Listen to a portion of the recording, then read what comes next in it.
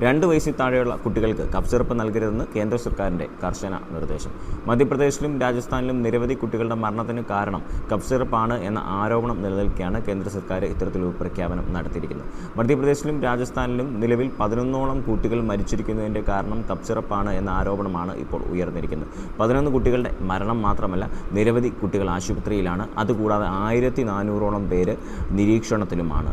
ഇതുകൂടാതെ രാജസ്ഥാനിൽ മരുന്ന് സുരക്ഷിതമാണ് എന്ന് കാണിക്കാനായിട്ട് ഒരു ഡോസ് ട്രൈ ചെയ്ത ഡോക്ടർ അബോധാവസ്ഥയിലാകുന്ന സാഹചര്യവും ഉണ്ടായി. ഗുണനിലവാരമില്ലാത്ത കഫ് സിറപ്പും അതോടൊപ്പം തന്നെ വ്യാജ കഫ് സിറപ്പുകളും മാർക്കറ്റിൽ പ്രചരിക്കുന്നതാണ് ഇതിന് കാരണമെന്നാണ് കണ്ടെത്തിയിരിക്കുന്നത്. എന്തായാലും 2 വയസ്സിൽ താഴെയുള്ള കുട്ടികൾക്ക് കഫ് സിറപ്പ് കൊടുക്കരുത് എന്നൊരു കർശന നിർദ്ദേശം ഇപ്പോൾ കേന്ദ്ര സർക്കാർ സംസ്ഥാനങ്ങൾക്ക് നൽകിയിട്ടുണ്ട്. അതുകൊണ്ട് തന്നെ 2 വയസ്സിൽ താഴെയുള്ള കുട്ടികളുള്ളവരൊക്കെ കുട്ടികൾക്ക് കഫ് സിറപ്പ് കൊടുക്കുന്നത് കഴിവതും ഒഴിവാക്കാനായിട്ട് ശ്രമിക്കുക.